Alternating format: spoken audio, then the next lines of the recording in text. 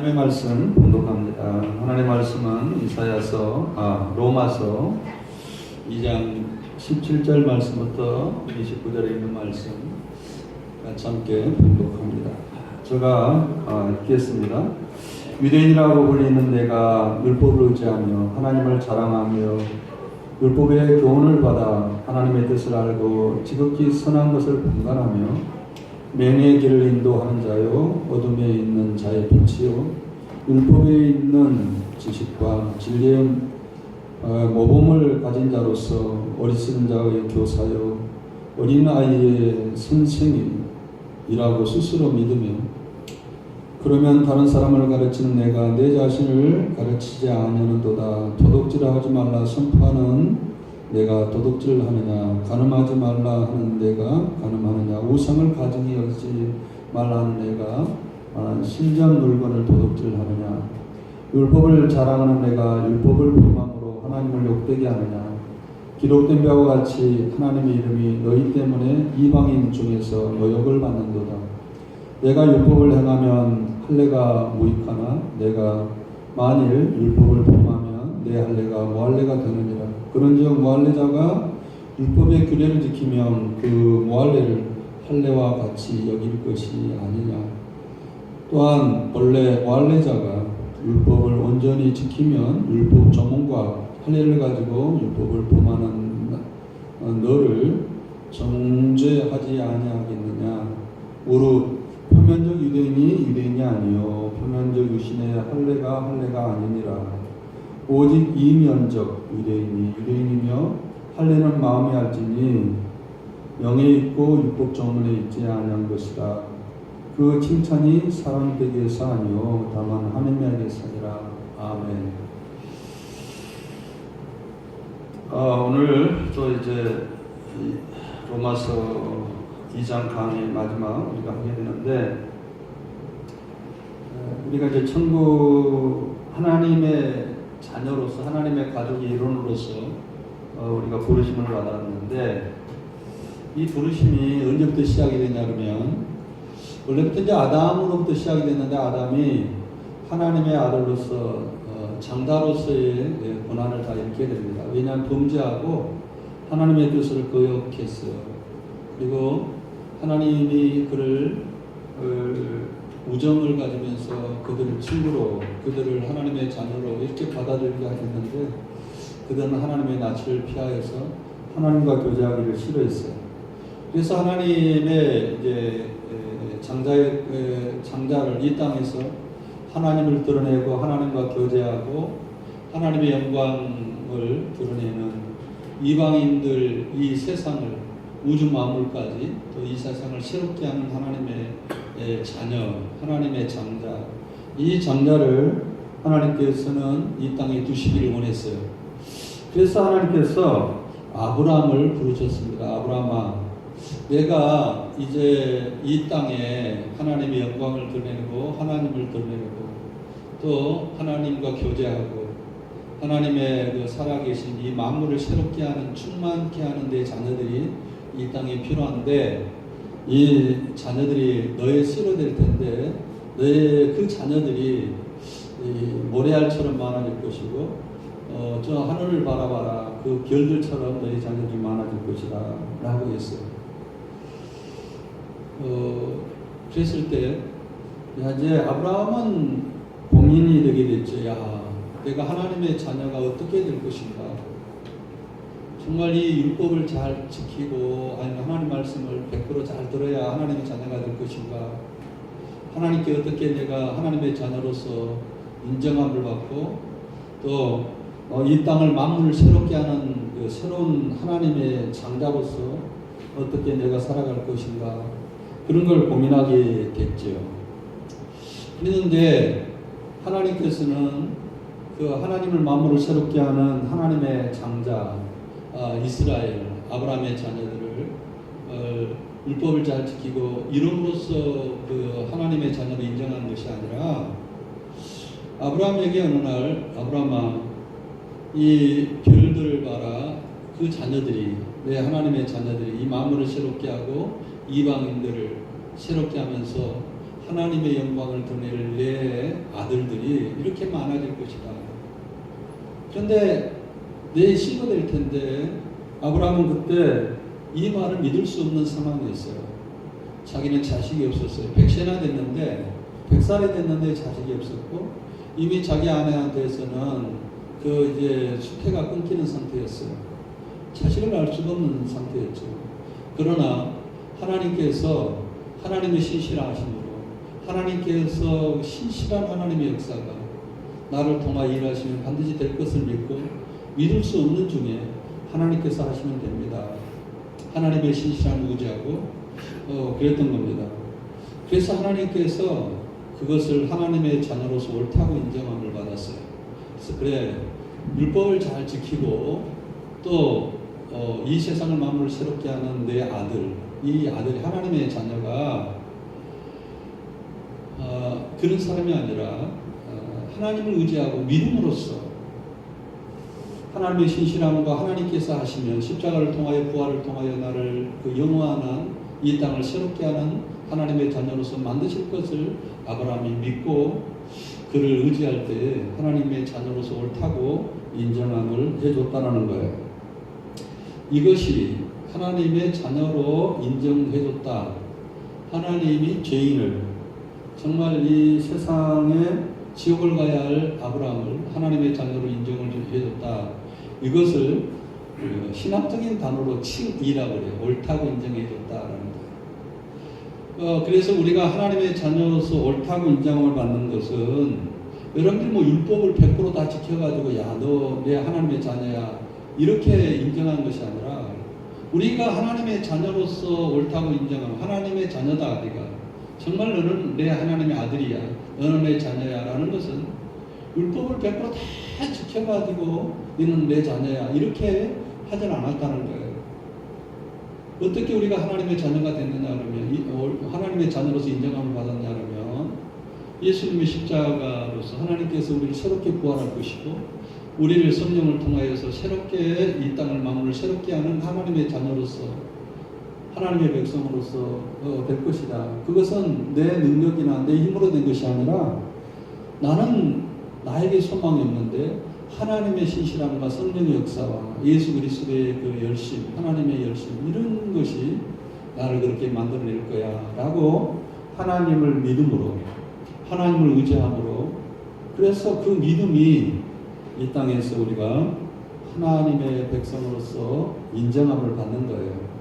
그래서 많은 사람들이 어떻게 생각을 하냐면 내가 하나님의 자녀가 됐어 안 됐어 저 사람 율법을 안 지켜 뭐 성경을 어겼어 저 사람 하나님 자녀 아닌 것 같아 그렇게 하나님의 자녀를 구분을 안 한다 그랬으니까 그렇게 사람을 평가해서는 안 되죠. 그렇죠? 그래서 그럼 뭘로 평가하느냐 그 사람 안에 하나님의 그 신실함, 자기를 의지하냐 하나님의 신실함을 의지해야 하는가. 그래서 그 신실함 때문에 예수님의 십자가를 의지하고 성령께서 역사하시는 그 은혜, 그걸 의지하는 그 신실한 믿음이 있느냐 없느냐. 그것으로 하나님의 자녀로서 인정함을 받고 하나님의 자녀로서 옳다고 인정함을 받는 것이다. 그렇기 때문에 여러분들이 하나님의 자녀의 기준은 믿음에 있다라고 제가 이야기를 했어요. 자, 그리고 이제 이 하나님의 자녀를 이야기할 때 꼭 심판을 이야기를 하게 돼 있어요. 그래서 복음이라는 것은 이 하나님의 하나님의 신실함을 드러내는 것. 복음에는 하나님의 의가 나타났다는 것은 의가 뭐냐면 하나님의 신실함이라고 제가 이야기했죠. 그래서 이 복음에는 하나님이 우리를 통하여 일하시고 예수님이 십자가를 보내시고 성령 십자가로 죽으시고 부활하셔서 승천하셔서 성령을 보내시는 그 하나님의 우리를 향한 우리는 언약을 어기고 죄를 범했지만 하나님의 신실함 그것이 복음 안에 잘 드러났는데 우리가 이 복음을 듣고 그 하나님의 신실함을 의지하고 믿을 때에 하나님의 자녀로서 우리가 인정하게 된다는 거예요.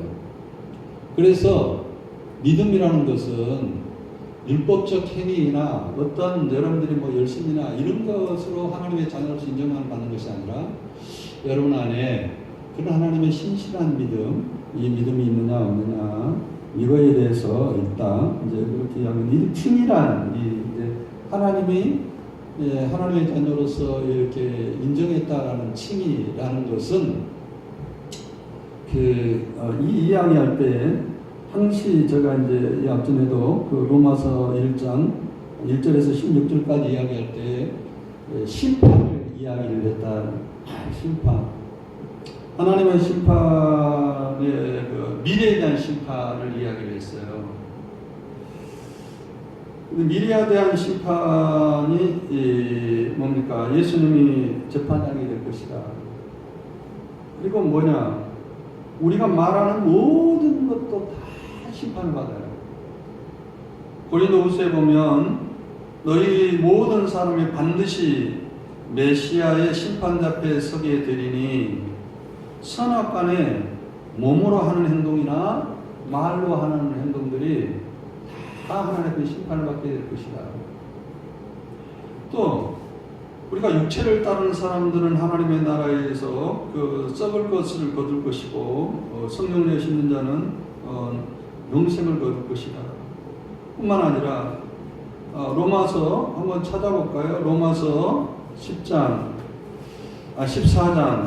10절에서 12절에 여러분들의 혀가 말하는 모든 말에 대해서 하나님 앞에 이렇게 여러분들이 하나님이 물어볼 때마다 왜 네 그런 말을 해서 할 때 여러분들이 변증을 해야 될 이유가 심판대 앞에 반드시 해야 돼요. 14장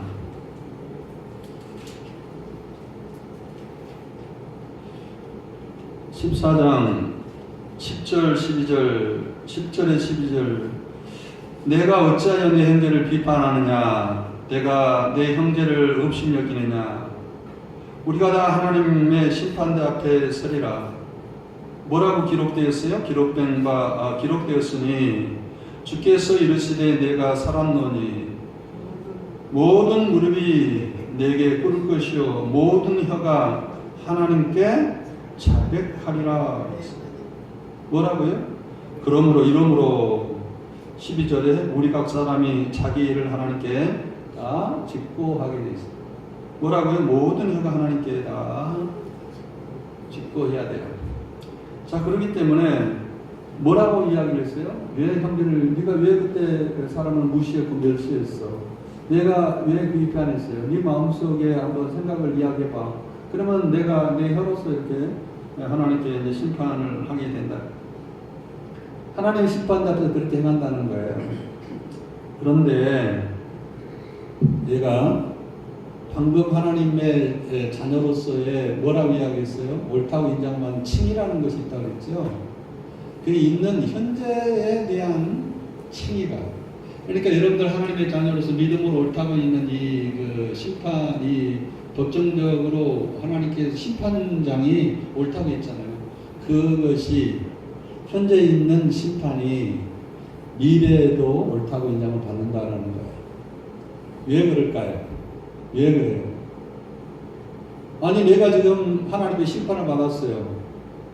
이제 하나님께 옳다고 하나님의 자녀라. 네 사탄의 자녀가 아니다. 이제 네가 하나님을 의지하고 하나님을 영화롭게 하는 그 믿음이 네 안에 있기 때문에 너는 이제 하나님 사탄의 자녀가 아니고 지옥 백성이 아니고 사망을 한 것이 아니라 이제 너는 하나님의 자녀야 라고 이야기하면서 심판이 우리에게는 없어져 버렸어요. 왜 없어졌을까요? 많은 사람이 물어봐요. 아, 얘가 믿었으니까 없어지지. 그게 답이 아니죠. 또 예를 들어볼까요? 지금 예수 안 믿는 옳다고 인정하지 못한 모든 사람들은 현재 심판을 받았고 그 선언되었어요. 그리고 미래의 심판을 받을 거예요. 기다리고 있어요. 그러니까 현재 심판이 미래 심판과 연결이 돼요. 왜 그럴까요? 왜 그럴까요? 예를 들어볼까요? 여러분들이 이걸 알아야 돼요. 미래의 심판은 사망에 대한 심판이에요. 지옥에 대한 심판이고 사망에 대한 심판이에요. 그러나 여러분들에게는 뭘로 하나님의 신실함을 믿었기 때문에 하나님의 모리알처럼 하나님의 백성들이 이 땅을 새롭게 하는 하나님의 백성들이 많아지기 때문에 그 옳다고 인정한 그 하나님의 그 예수님의 십자가 부활을 믿음으로 여러분들이 하나님의 자녀로 옳다, 하나님의 자녀가 맞다, 옳다라고 인정을 받았다 그랬죠. 그런데 여러분들에게는 뭐가 없어졌어요? 미래의 심판인 사망이 없어졌어요. 그러니까 여러분들에게는 사망이 없는데 심판할 이유가 없어요. 예수님의 부활로 인하여서 사망이 여러분들에게서. 그래서 고린도전서 15장에 그렇게 말했죠. 사망아, 이제 미래의 심판에서 너희 백성들을 쏠 독화살같이 사망으로 보낼 것이 어디가 있느냐? 없어요, 없어. 여러분들에게는 사망이 사라졌어요, 없어졌어요. 그렇기 때문에 여러분들에게는 심판을 받을 이유가 없어요. 현재의 미래에 사망이 사라졌는데, 심판의 근거가 없어졌는데, 심판을 받아봤자 영적인데, 생각해 보세요. 사망이 사라졌어요. 심판의 결과가 사망이에요, 사망. 죄의 삭시 사망이에요. 그런데 예수님의 부활은 사망의 권세를 꺾어버렸어요. 사망을 사라지게 했어요. 사망의 사람들을 죽이지 못하도록, 미래의 사망이 왕노하지 못하도록, 미래의 사람들을 사망이 지옥으로 끌고 가지 못하도록 그 권세를 예수님이 부활로서 다 권세를 꺾어버렸어요. 없어졌어요. 권세가 없어졌어요. 근데 우리에게는 사망이 없는데 심판할 이유가 있어요? 없어요? 없어요. 그래서 여러분들이 현재적 심판이 미래의 심판과 대치되는 거예요. 똑같은 거예요. 지금 여러분 옳다고 인정을 받으면 미래도 옳다고 인정을 받는 거예요. 그런데 왜 하나님은 오늘 본 말씀처럼 유대인들에게 이런 심판에 대해서 다시 쓸까라는 거예요. 이 칭의를 이야기하면서 사이사이에 하나님의 심판을 이야기하고 있는데 왜 하나님은 이렇게 심판에 대해서, 유대인들에 대한 심판에 대해서 이야기할까라는 거예요. 그것은 뭐예요? 왜 심판에 대해 이야기할까요? 여러분 한번 생각해 보세요. 아까 내가 답을 이미 줬어요. 왜 심판을 이야기할까요? 믿음이 잘못되면, 옳은 믿음이 아니면, 그 믿음이 헛된 믿음이라면 그 사람은 사망이 아직까지 예수 안에 있는 사람에게만 사망이 없죠. 예수가 사망을 이겼는데 예수 안에는 사망이 침투할 수가 없어요. 예수 부활 안에 우리가 있는데 예수 그리스도와 우리가 세례로 연합되어 있기 때문에 예수 안에 있는 사망에서, 예수님의 사망에서 우리를 사랑해서 우리를 끄집어내서 지옥으로 보낼 만한 능력자가 이미 사람에 없어요.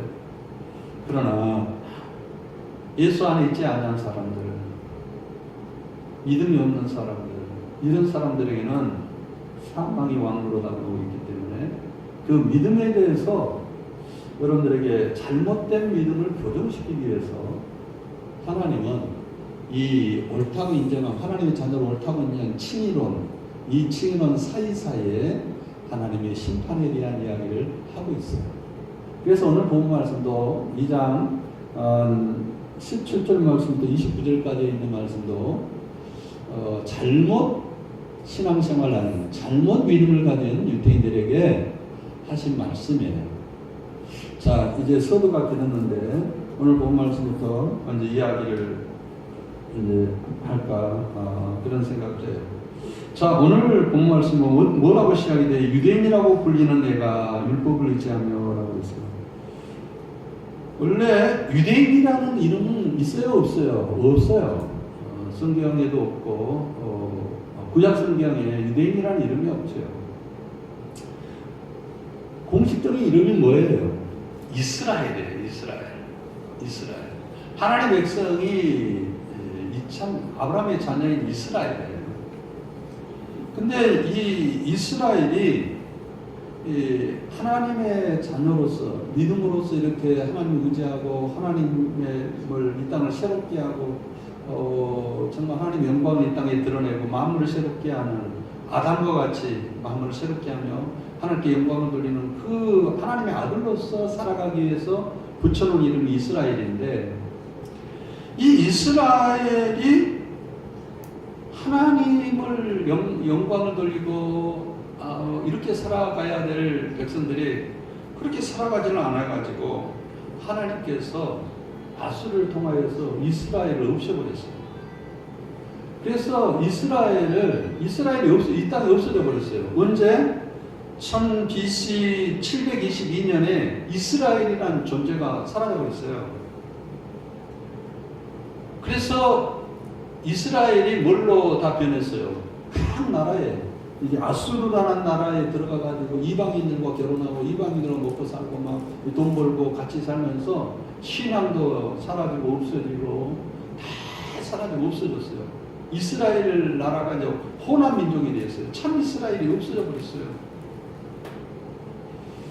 그랬는데 유다라는 지파가 남쪽에 살고 있었는데 이제 이스라엘이 아수르에서 멸망을 나가고 남쪽에 유다라는 지파만 이렇게 살게 됐는데 이들이 스스로 야 이스라엘아 봐라 너희들이 하나님의 백성이 아니지 않느냐. 그래서 우리만 하나님께 선택을 받았어.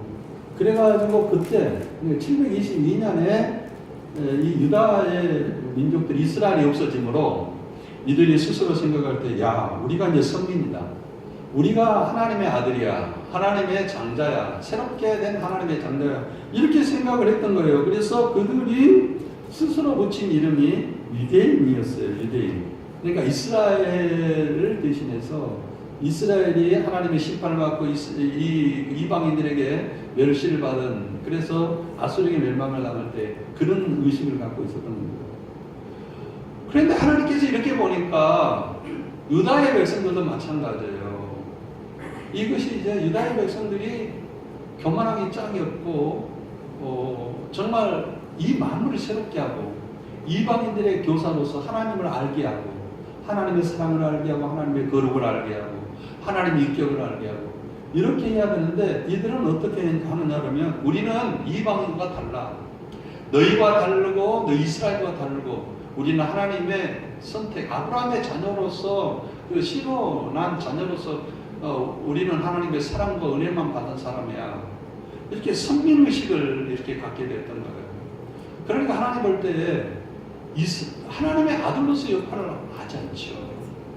치기만 하고 자기 탕자의 탕자의 형처럼 하나님의 자녀라는 탕자의 이야기는 탕자가 하나님의 자녀라는 소리예요. 탕자의 형은 하나님의 자녀라는 것이 아니라 상속을 받을 자녀가 아니라 정말 시기하고 선민의식만 가지는 그런 자녀였어요. 이스라엘이 유다가 그런 민족이 됐어요. 그러니까 하나님께서 유다를 바벨론에게도 멸망시켜버렸어요. 그러니까 유다조차도 없어졌어요. 그런데 그 뿌리가 남아가지고 예수님 오실 당시에 우리는 유다라고 불러. 그리고 우리는 정말 하나님을 자랑하고 또 우리는 하나님의 아들이라고 우리가 자랑하고 이스라엘이 없어졌으니까 우리는 이제 하나님의 자녀야 라고 선민의식을 갖는 그런 사람들이 존재했던 거예요. 그래서 하도 그 사람들이 하나님에 대해서 율법에 대해서 자랑하니까 이방인들이 유대인들을 뭐라고 생각했느냐면 하나님처럼 여겼어요. 야, 저 사람들은 맨날 여러분 생각해 보세요. 여러분들이 그런 사람들이 있다고 생각해 보세요. 차만 타면 기도해요. 차만 입만 열으면 아멘, 할렐루야. 그리고 앉으면 밥상머리에 앉았던지 기도하고 또 차에 버스에 타든지 하면은 개인 운전할 때 타든지 기도하고 이런 사람이 있다고 생각해요. 그러면 사람들이 볼 때 야, 저 사람은 하나님인 것 같아.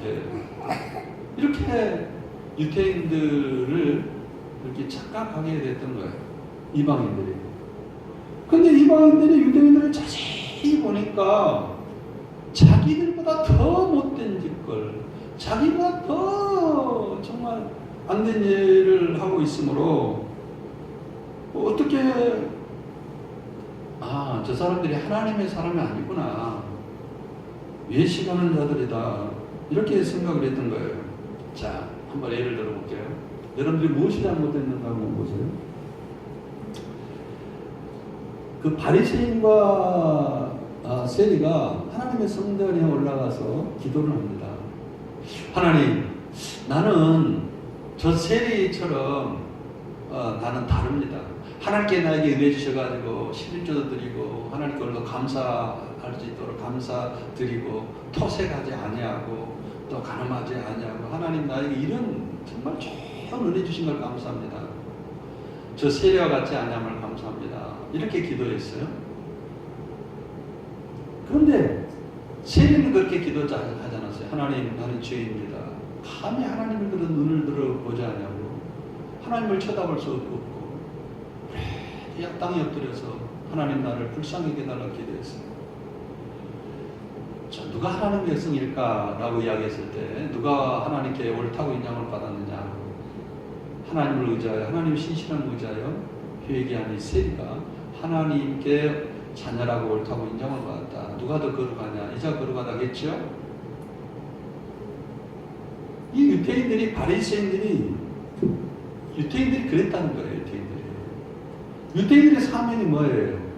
마음을 새롭게 하고 이방인들에게 하나님의 사랑과 거룩과 은혜를 알게 하고 그래야 되는데 이들은 하나님의 받은 사랑과 은혜를 나는 저 사람과 달라.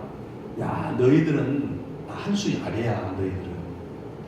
너희들은 정말 뭐랄까 죄만 짓는 죄인이야. 우리는 달라.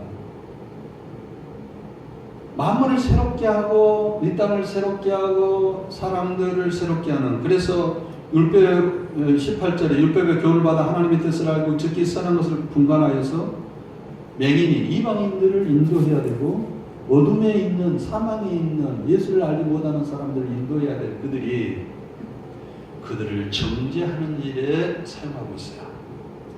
내가 알고 있는, 내가 받은 은혜, 내가 받은 그 축복, 내가 받은 것은 야, 나는 저들과 다르고 하나님께서 나만 사랑했고 내 가정만 사랑하고 나만 역사하고 이런 선민의식에 사로잡혔단 말이에요.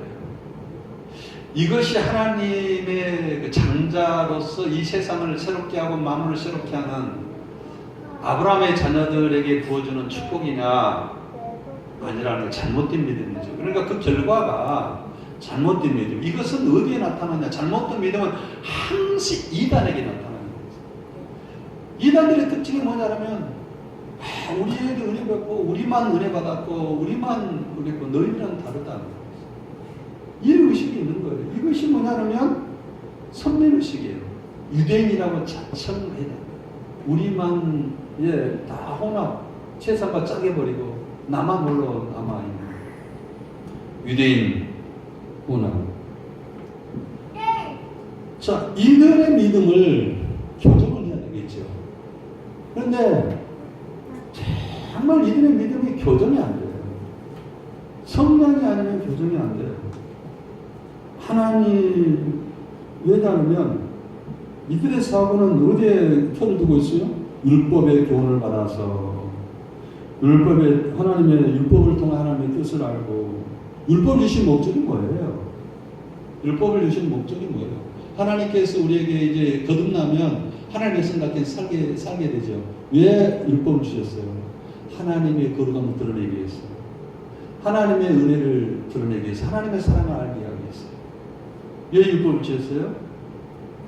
만물을 새롭게 하기 위해서, 하나님의 사랑으로 충만케 하기 위해서, 하나님의 거룩함으로 충만케 하기 위해서, 이방인들에게도 하나님의 사랑으로 충만케 하기 위해서요.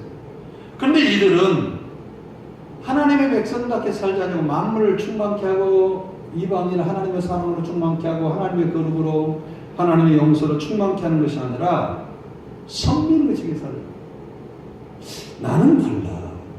우리 교회는 다르고 나는 다르고 나만 은혜 받았고 우리 교회만 은혜 받았고 이런 의식에 사로잡히게 된다면 이 사람은 바리새인, 그러니까 바리새인들의 그 분에서 멀어지는, 사고하고 다를 바가 뭐 있어요?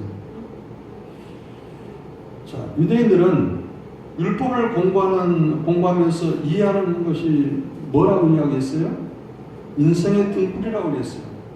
그러니까 율법을 이해하고 율법에서 하나님께 은혜 주신 것은 유대인들은 인생의 등불이에요. 사람들을 사망에서 어둠에서 내가 빛을 비춰줘야 돼. 등불이 하는 역할이 뭐예요? 빛을 비춰주는 거예요.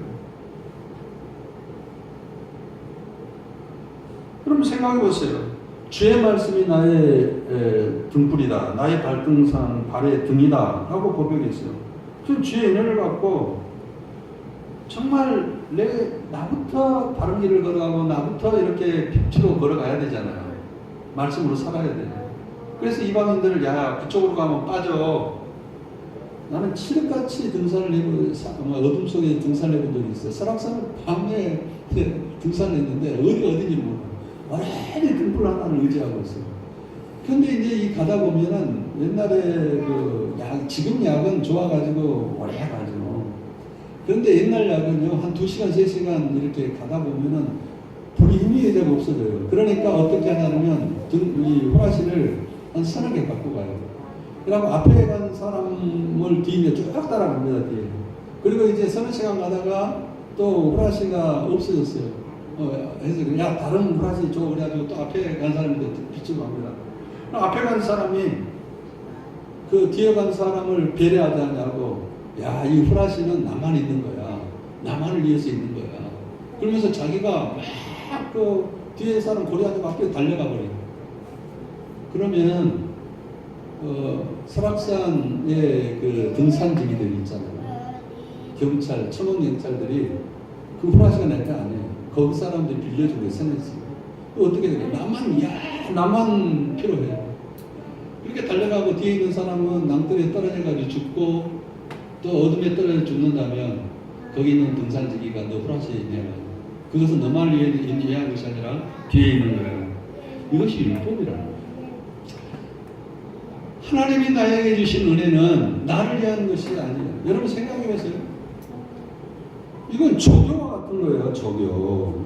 여기 맨으로 인도한 자의 어둠의 빛이요. 율법에 있는 20절에도 율법에 있는 지식과 진리의 모본을 가진 자로서 어리석은 자의 교사가 되어야 돼요. 이게 조교라는 소리예요. 제가 군대에 가면 저희 그 수색대 내에 수색대 안에 가면 이제 그 군인들이 가장 싫어하고 가장 힘든 훈련이 있어요. 유교훈련이에요. 그런데 유교훈련 가면 빨간 배는 조교들이 있습니다. 그러면 걔들이 이제 제시훈련도 시키고 뭐 이렇게 그 앞에 어두운 산들 아니면은 그걸 외줄 타기, 2줄 타기, 3줄 타기 막 그리고 강화 산에서 줄 하나 의지해가지고 쫙 산 제일 밑으로까지 뭐 한 1분 안에 그 줄 타고 내려와서 도착하는 이런 것을 하는데 사람들이 다치고 죽고 그러니까 조교들이 시범을 보여요. 자, 시범 이렇게 하는 겁니다. 조교들이 시범 보이는데 그 조교들이 시범